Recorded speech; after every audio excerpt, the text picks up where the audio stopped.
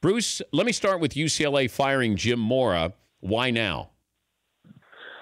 Well, if you hope to get in the Chip Kelly sweepstakes, you're going to make a big swing at him. And I think they knew Florida had already had gotten some traction there with Chip, and this is really the big fish out there in this coaching cycle. I mean, you're talking about a guy who went 46-7 in 4 years at Oregon, arguably the most innovative offensive mind in all of football, and he's worked in the Pac-12, had a lot of success here.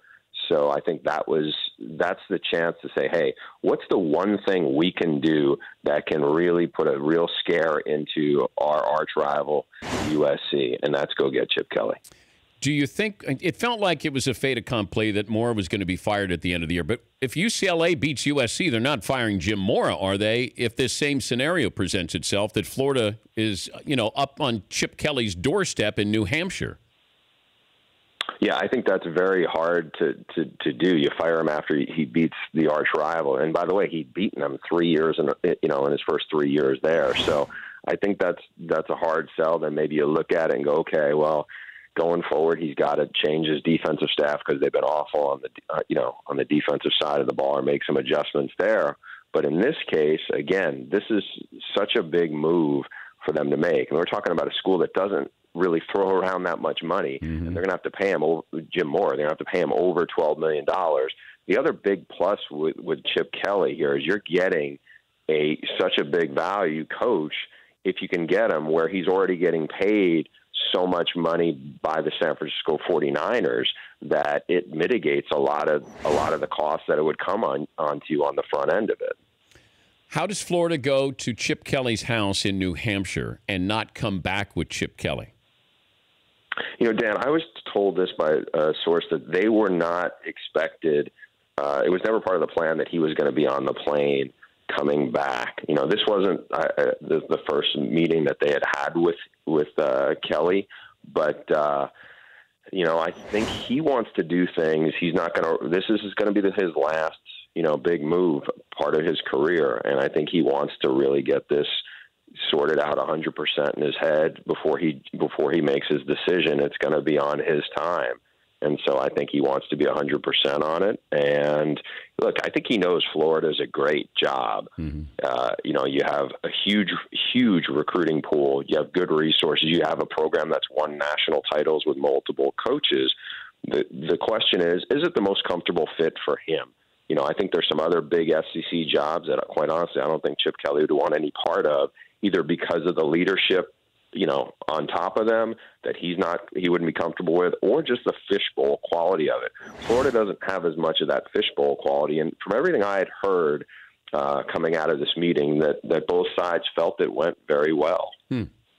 Talking to Bruce Feldman from Fox Sports and Sports Illustrated, their college football insider. What about Scott Frost as a wild card at Florida? I know that there's the possibility of him going back to his alma mater at Nebraska, but he's done a great job at Central Florida, knows the area, realizes how much talent is down there. Could you see Scott Frost going to Florida if they don't get Chip Kelly?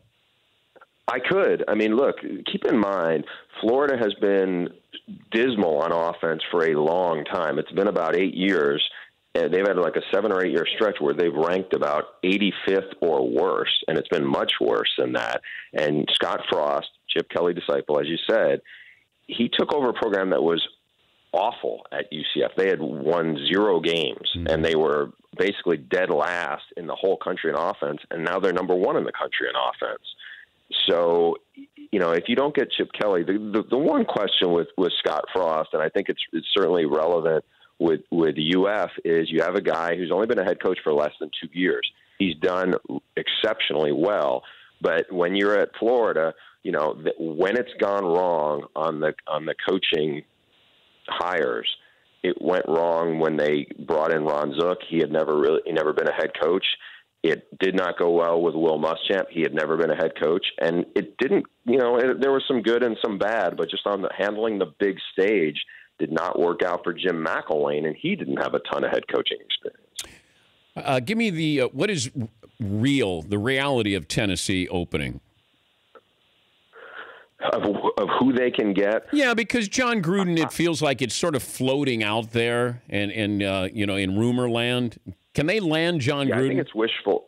I think it's very wishful thinking from big Tennessee boosters and people, kind of covering the team, because it's a hot, sexy story with John Gruden.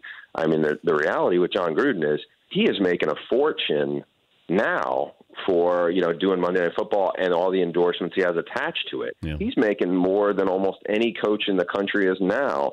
So it's not like he's going to look at the money and go, "Ooh, I got to jump into that." And he knows that how much work there would be to be a college head coach. It's different than being an NFL head coach. Recruiting is 24/7, 365. You're in the middle of the summer and some kid texts you because he's in town and he wants to take an unofficial visit, and all the other headaches that come with being a head coach. And I just think that, he's never even been a college head coach. He hasn't even worked in college for almost 30 years. So I think John Gruden likes the attention that will come with it, but I think he probably has some fun with it, and it's kicked into high gear. I think a more viable option for them is if you can get Dan Mullen from Mississippi State. He knows the SEC. He's done a really good job developing quarterbacks. He's got it done. Going to get paid $4.5 million in Starkville.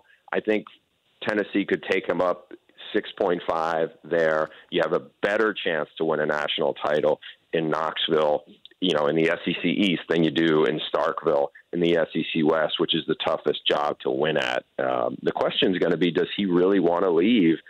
I think the situation he has now, because he averages about 8 wins over his last 5 years. That's good in Starkville. They'll love you there. If you do that in Knoxville, you won't be there 5 years. They'll get tired of you and run you out. And I think he knows that part of it. I could see Gruden coming back for one job, and it might shock everybody, but that would be the Raiders.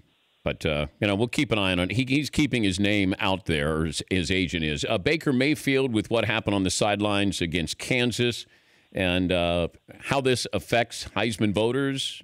If it does, does it affect it dramatically? No, I don't think so. I think there'll be a handful of Heisman voters who will say, you know what, I'm taking him off my ballot. I'm very uncomfortable with that. Look, it's the third time Baker's had to apologize for something. I don't ding him for the planting the flag in Columbus. To me, I think that was kind of a silly story. This one, I get it. It's a bad look for him. He embarrassed Oklahoma. He embarrassed himself. He's apologized for it. When you look at what he's done over the course of this year, he is by far and away the top guy for the Heisman. I mean, he has put that program on his back. Without Baker Mayfield, with a pretty average defense, that Oklahoma team is right now probably has 7 wins. With him, they are a legit national title threat, and I think he's the most outstanding player. And right now, he's far and away my number one guy. And it's a talking point today what he did, and hopefully for his sake, there's not going to be more of that. But you never know. I mean, he's an emotional guy, and he seems to get swept up in a lot of it. And that's just, I think if you take him, that you're going to get some of that with him. He has a big edge to him. That's part of the reason why he thinks he's played so well, and they got to manage it better. Bruce, thanks for joining us. We appreciate it. Always a pleasure, Dan. Thanks for having me. And that's Bruce Feldman, Fox Sports College Football Insider. For more Dan Patrick Show, tune to Audience Channel 239 on DirecTV or download the Dan Patrick Show app.